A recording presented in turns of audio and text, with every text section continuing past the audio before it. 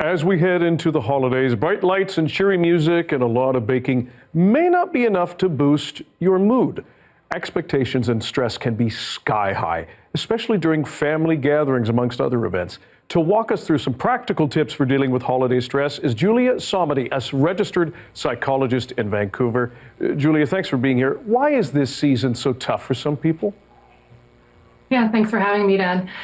It's tough for a lot of people, and people get triggered at the holidays for all kinds of reasons. For example, we have a lot of family dynamics that have been long-standing for decades, and they get really amplified when we get into small spaces with those people.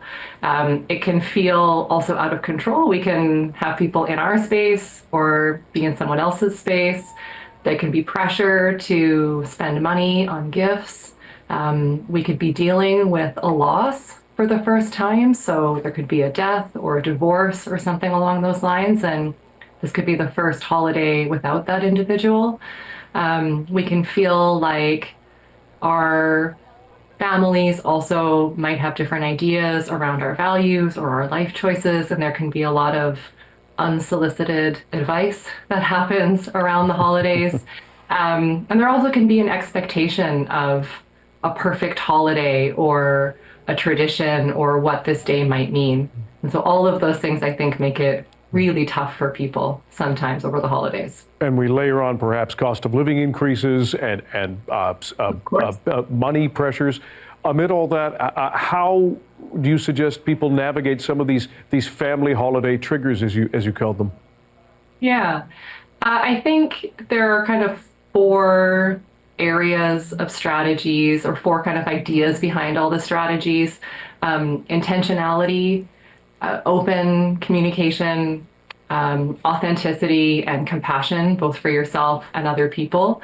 Because I think one of the main reasons why the holidays can feel so triggering is that things feel out of control for us, and that can increase our stress. So I think having some preparation about what are the areas that are generally problematic during the holidays, and thinking about how might you want to show up, how do you want to communicate with people, what kind of boundaries or setup do you want to have in place, kind of helps reduce that stress and makes it more likely that we'll have a holiday that's in line with what we're looking for.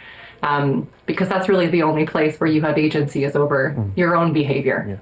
Yeah. And so that can often make us feel a bit more in control.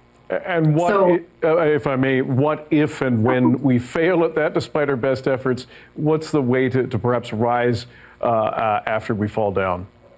Yeah, I think this goes to that idea of self-compassion. So really kind of normalizing the reality that, again, these have been long-standing dynamics, and one year was probably not going to undo them all, and that everyone's just trying their best.